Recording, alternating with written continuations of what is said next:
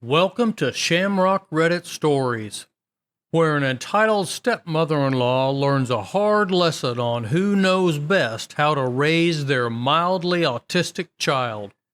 This one is from Sweet Southern Breeze, and it's called Dollar General Karen Tries to Cut the Line, but no one lets her. This happened about 3 years ago on a particularly hot and sticky August day. The air conditioning was on full blast inside the Dollar General store, but it did little to combat the heat other than to make the situation somewhat bearable. No one in the line of 7 or 8 people was really complaining, though, as we stood sweating and quietly talking amongst ourselves. The lone cashier was working as hard as she could, but it was clear that she was tired and more than a little overwhelmed. My mother and I were third in line when the double doors slid open, allowing a massive wave of heat to roll in. It was as if the gates of Hades itself had opened, and from these gates emerged Karen. She stomped into the store as if to see where us poor mortals shopped, and glanced briefly at the line before turning and disappearing down an aisle, with only the slapping of her overpriced sandals announcing her departure. A few minutes later, she returned with a few items in her arms. As I saw her approach the front of the line, I assumed she was going to ask if she could get in front of someone, as she only had a few things. Unfortunately, I was giving Karen far too much credit. She walked up until she was standing almost shoulder to shoulder with the first person in line before suddenly calling out to the cashier. Please note that these conversations aren't exact. Karen says, "Oh, hello, cashier's name. How are you? I haven't seen you since you last visited my church." Her voice was very loud, and she had this annoying tendency to stretch out certain words. The cashier looked up as if surprised and blinked a few times before managing a brief, tired smile. "I'm fine," she said. "Just busy." I took that to mean that the cashier was trying to politely say that she wasn't able to really talk. If that was her meaning, however, it was entirely lost on Karen. "I know what you mean," Karen said. "My husband just bought this brand new RV for our vacation. But, of course, all the packing's left up to me." She began to complain while simultaneously describing all the features of the RV. By the time she was finished, half of the people in that line could have probably picked that vehicle out of an RV lineup. She also complained about her upcoming vacation and referred to it as tiring. Allow me to point out that she was complaining about a vacation to a cashier who was undoubtedly desperate for a break. Karen had just moved on to complain about how her son expected her to bring the snacks for soccer practice when the first person in line paid for their groceries. As they started to walk away, the guy directly in front of Mom and me stepped forward to check out. That's when Karen leapt like a drunken gazelle in an attempt to get in front of him. "Excuse me," he said. She looked at him, batted her eyelashes, and flashed a smile so fake that somewhere a used car salesman probably shed a tear of joy. "I didn't see you there," she said. "Well, I'm here," he replied as he put his stuff on the counter, and the cashier started to scan his items. Karen stepped back. Her bottom lip protruded slightly like a petulant toddler who had just been told no for the first time. But she still hadn't moved towards the back of the line. I whispered to Mom, "She's going to try that again." Mom gave me a wicked smile and whispered back, "Do you want me to let her go in front of us?" I said that I didn't, so Mom moved to stand in front of our cart. Karen had started to inch closer once again so that she was nearly rubbing shoulders with Mom.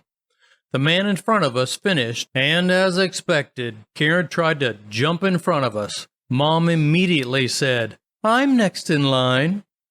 Now, Karen didn't try batting her eyes at Mom, but her voice was dripping with faux innocence when she said, "I didn't know there was a line." Mom pointed to the end of the line. "There's a line, and it ends back there." With that, she started putting our stuff on the counter. Seemingly defeated, Karen slunk to the back of the line. No one let her in front of them.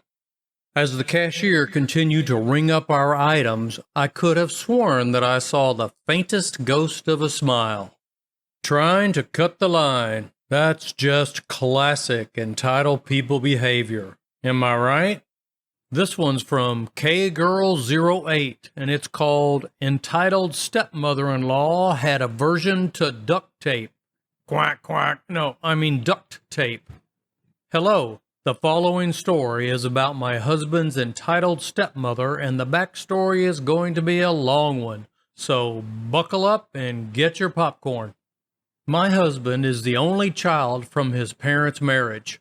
After his parents divorced, his dad remarried. His mom did not. When his dad had kids with his new wife, my husband was treated very poorly by this woman. Her kids were angels and could do no wrong, and my husband was always the bad seed. When I dated my husband, I heard the stories about her, and honestly, I thought she really couldn't be that bad. Boy, was I wrong.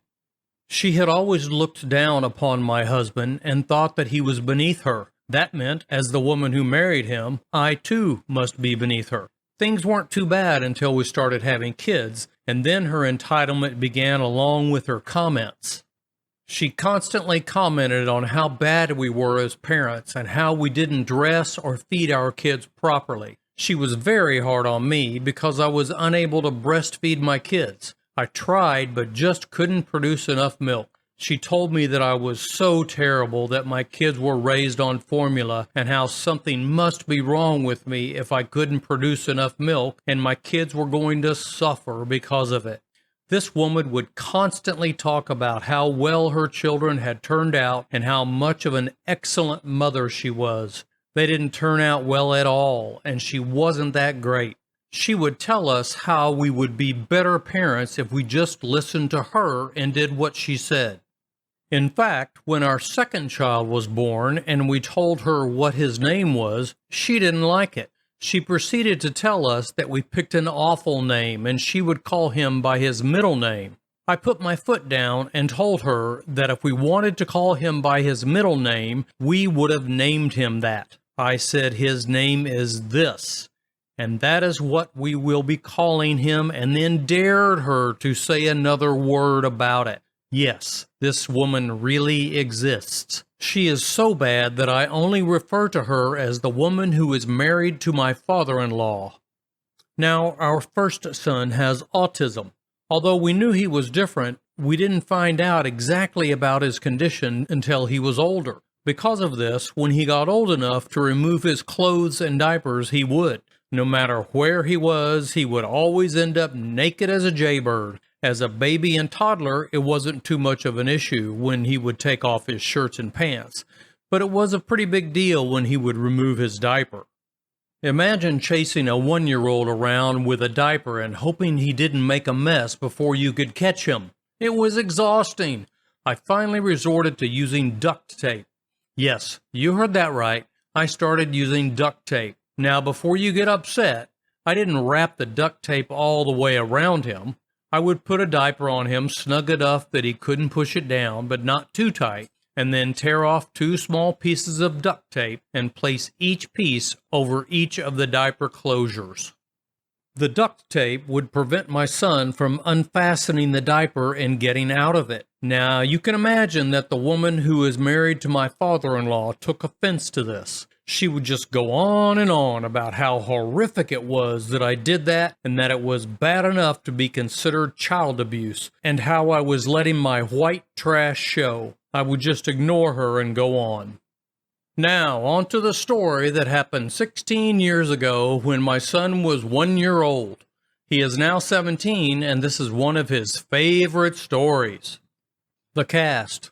Me, my husband will be hubby, my son will be son, father-in-law will be FIL, and woman who is married to my father-in-law is, you guessed it, Karen, not her real name.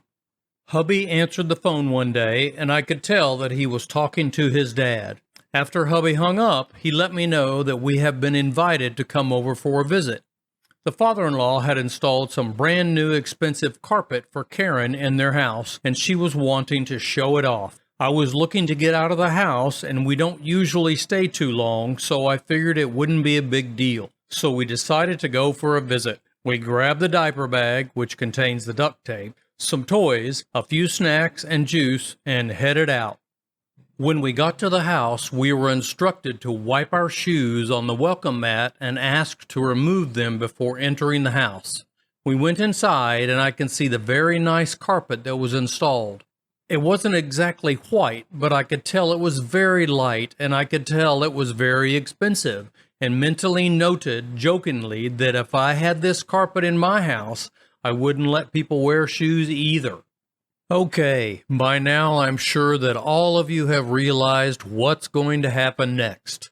Nearly white carpet, 1-year-old who is not even near potty trained with a penchant for getting naked, entitled mother-in-law who knows better than to have her step-grandson wear a diaper that is secured with duct tape. Where else could it go? Despite all that, it's worth listening to. Trust me on this. We put our stuff down, take a seat, and put my son on the floor, who proceeded to feel the soft carpet, and Karen was smiling very smugly because she could tell how much son was enjoying the softness of the carpet. She proceeded to inform us that no food or drinks were allowed in the living room, and that if son wanted his juice, he would have to drink it in the kitchen. Again, this was nice carpet, and I had no problem with this because I wouldn't want people eating or drinking on my carpet either if it was this expensive. After being there about 20 minutes, I started feeling a headache coming on, and I didn't bring any Excedrin with me. Father-in-law offered me some aspirin, but that never helps when I get a headache. I told father-in-law that I could just run down to Walmart, which is less than a mile away, and I would get some Excedrin and would be fine. Hubby was going to drive me, and so we started to pack up son. It was at this point father-in-law and Karen encouraged us to leave him. They said we were just going down the road, and we wouldn't be gone long, and they didn't mind at all watching son while we were gone. Even after 16 years, I can remember the scene like it was yesterday as we entered the house. If you are from an older generation from the South, you will understand what it means when you say someone is having the vapors. For everyone else, let me explain. Having the vapors is similar to a meltdown, only more dramatic. It involves dramatic, heavy in and out breathing, almost like a panic attack, but bad acting fake-like. And the very overly dramatic hand gestures of fanning yourself with both hands very quickly, all at the same time. We walked in the door, and I can hear son down the hall screaming, not in panic, more like a scream you hear when someone is being chased playfully. And Karen is on the couch having the vapors in such a way that I considered it an Oscar-winning moment. I then look down at the very nice, light, and expensive carpet, and I can see a yellow line that started near one area of the room where a pile of son's clothes and diaper were, and followed it around the room and down the hall. It also included smudges of brown, and I instantly knew what happened. Father-in-law was trying to chase son down, who thought he was playing a game of chase, and Karen was half screaming over the ruined carpet in between her dramatic gasps. I just glared at her. Me, I see you put a new diaper on him. You knew the duct tape was in the diaper bag. Hubby, there was nothing wrong with the diaper he had on. Karen, breathlessly, look at my carpet. It's ruined. He ruined my carpet. Father-in-law to Karen, trying to calm things down. He didn't do it on purpose. He's a baby. Me, it's your own darn fault. You shouldn't have taken him out of his diaper. If he actually needed a diaper change, then you should have used the duct tape. Karen, mad.